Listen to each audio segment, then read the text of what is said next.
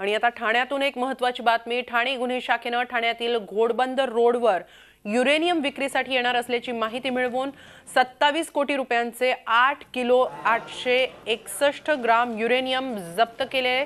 दोघांना या संदर्भात ताब्यात घेण्यात आले। हे युरेनियम भारताबाहेरचं असल्याचं तपासात उघड झालंय। एवढ्या मोठ्या प्रमाणात युरेनियम आणण्यामागचा नेमका काय हेतू होता याचा तपास पोलीस करतायत। अशा प्रकारे किरणोत्सर्ग पदार्थ सापडल्यामुळे मोठी खळबळ माजली आहे। 2 आरोपींना ताब्यात घेतलं असून युरेनियम एनर्जी कायद्यानुसार गुन्हा दाखल होणार असून साधारण गुन्ह्यांपेक्षा हा गुन्हा वेगळा आहे। या प्रकारात आणखी तपास होणं आवश्यक असून त्यासाठी गुन्हे शाखा तपास करत असल्याचं ठाणे पोलिसांनी सांगितलंय। ठाण्यामध्ये घोडबंदर इथं युरेनियमचा हा साठा सापडला।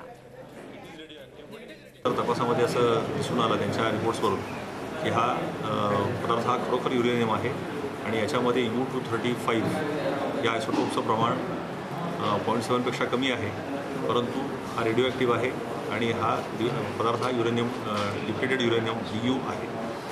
त्यानंतर मग ज्यावेळी डिलिव्हरीसाठी ठाण्यामध्ये ज्यावेळी हे लोक आली त्यानंतर त्यांना अटक केली आणि त्यांच्याकडून 8 किलो 861 ग्रॅम वजनाचं डिप्लेटेड युरेनियम जप्त केलेलं आहे। ॲटॉमिक एनर्जी ॲक्ट 1962 प्रमाणे या पुढची कारवाई आपण करणार आहोत। या संदर्भात आपण अधिक माहिती घेऊया आमचे प्रतिनिधी कपिल राऊत यांच्याकडून। कपिल, 27 कोटींचं 8 किलो 861 ग्राम युरेनियम सापडतं आहे, किती गंभीर आहे हे सारं, काय अधिक माहिती आहे? खूप धक्कादायक बातमी आहे, ठाण्याची स्फोटक बातमी असंच आपण बोलू शकतो। युरेनियम भेटणं ठाण्यामध्ये आणि ते पण घोडबंदर सारख्या परिसरामध्ये, म्हणजे खूप धक्कादायक बातमी आहे। नक्की काय झालं होतं आणि हे युरेनियम कुठून आलं, ही लोक काय कोणती होती, हे कशासाठी युरेनियम आणलं होतं, याचे सर्वांचे उत्तर देण्यासाठी आपल्याबरोबर जॉईंट CP आहे स्वतः आशुतोष डोंगरे, त्यांच्याकडून जाणून घ्या। सर, नक्की कुठून आलं होतं, कसं हे तुम्ही पकडलं आणि ही लोक कोण आहेत? अशी आपल्याला बातमी होती की ठाण्यामध्ये काही लोक युरेनियम विकण्यासाठी म्हणून येणार आहेत आणि त्यांना युरेनियम विकत घेण्यासाठी म्हणून कुठल्या तरी लोकांचा हे आहे अशी माहिती मिळाल्यानंतर क्राईम ब्रांचला ही माहिती मिळाली आणि ही माहिती मिळाल्यानंतर मग आपण त्याप्रमाणे बातमी काढत गेले आणि काही छोटासा एक सॅम्पल आपण त्यांच्याकडून घेतलं आणि तपासासाठी म्हणून आपण ते ॲटॉमिक एनर्जीच्या ज्या एजन्सीज आहेत त्यांच्याकडे ते पाठवलं आणि त्यामध्ये हे कन्फर्म होऊन आलं की हा युरेनियम डिप्लिटेड युरेनियम अशा प्रकारचं हे मटेरियल आहे आणि हे रेडिओ ॲक्टिव्ह आहे। याच्यामध्ये युरेनियम 235 हा जो फिसाईल आयसोटोप असतो याचं प्रमाण हे 0.7% बाय वेटपेक्षा कमी आहे, त्यामुळे हे डिप्लिटेड युरेनियम आहे आणि याच्यामध्ये रेडिओ ॲक्टिव्ह मटेरियल आहे। हे कन्फर्म झाल्यानंतर आपण रेड केली आणि त्यानंतर रेड करून या 2 व्यक्तींकडून आपण 8 किलो 861 ग्रॅम DU म्हणजे डिप्लिटेड युरेनियम आपण जप्त केलेलं आहे। सर, हे जे युरेनियम मिळालेलं आहे ते किती घातक होऊ शकतं, कशामध्ये यूज वापरू शकले असते? तसं म्हटलं तर डिप्लेटेड युरेनियमचे 2 मिलिटरी ॲप्लिकेशन्स पण आहेत आणि सिव्हिल ॲप्लिकेशन्स पण आहेत। मिलिटरी ॲप्लिकेशन्समध्ये ज्यावेळी हे युरेनियम पावडर फॉर्ममध्ये किंवा ॲटॉमाइज्ड फॉर्ममध्ये येतं त्यावेळी याचा जीवसृष्टी आणि पर्यावरणावर देखील घातक परिणाम होतो असं सिद्ध झालेलं आहे। तसंच हे डर्टी बॉम्बमध्ये सुद्धा हे वापरण्यामध्ये येतं। आता हे इथं कशा पद्धतीने आलं आणि यांनी कुठून हे प्राप्त केलं याबद्दलचा आपला पुढील तपास चालू आहे। कुठून आलं असं अंदाज आहे आणि ही लोक कोण आहेत, काय माहिती मिळाली लोकांबद्दलची? लोकांबद्दलची माहिती सध्या लगेच उघड करणं योग्य होणार नाही आणि कुठल्या हे युरेनियम भारतामध्ये बनलेलं नाही आहे किंवा हे डिप्लेटेड युरेनियम हे भारतात वापरलं गेलेलं नाही आहे याबद्दल प्राथमिक तपासामध्ये आपल्या माहिती मिळालेली आहे।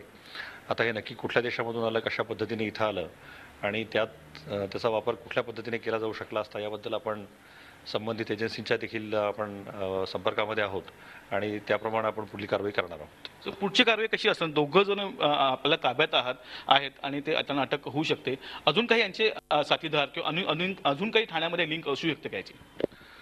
याचा पूर्ण तपास आपण करत आहोत। सध्या तरी आपल्याकडे हे 2 आपल्या ताब्यामध्ये आहेत। हे युरेनियम कुठून आणलं गेलं, कशा पद्धतीने आणलं गेलं, जर भारतामधलं नसेल तर बाहेरून कुठल्या पद्धतीने हे आतमध्ये आलं आणि त्यानंतर याचा पुढचा वापर काय होऊ शकला असता याबद्दलचा पूर्ण तपास आपण करणार आहोत। कारण ज्या प्रकारे सेन्सिटिव्ह गोष्टी होत चालल्या आहेत, 31 जवळ आहे, अनेक गोष्टी जवळ आहेत, इलेक्शन जवळ आहेत, अशा गोष्टींमध्ये असं भेटणं किती भयानक परिस्थिती, किती घातक आहे? खरं म्हणजे असा हा ॲटॉमिक ॲक्ट 1962 प्रमाणे हे प्रिस्क्राईब्ड मटेरियल आहे. युरेनियम हे प्रिस्क्राईब्ड मटेरियल आहे आणि डिप्लिटेड युरेनियम देखील प्रिस्क्राईब्ड मटेरियल आहे. त्यामुळं असा सर्वसामान्य माणसांना उपलब्ध न होऊ शकणारं हे मटेरियल या लोकांकडे कशा पद्धतीने आलं याचा पहिल्यांदा आपल्याला खात्री करावी लागेल. याचा प्रत्यक्ष उपयोग एक्सप्लोजिव्हच्यासाठी केला जाऊ शकला असता की नाही हा देखील एक पुढच्या तपासाचा विषय आहे. या संपूर्ण याचा आपण तपास करणार आहोत. कुठचे लिंक कळायचं कुठून आले, तुम्ही समुद्र मार्ग आले की कसे आले, काय कसं लिंक कळलं काय अजून नाही. आता हा तपासामध्ये आपल्याला करायला लागेल.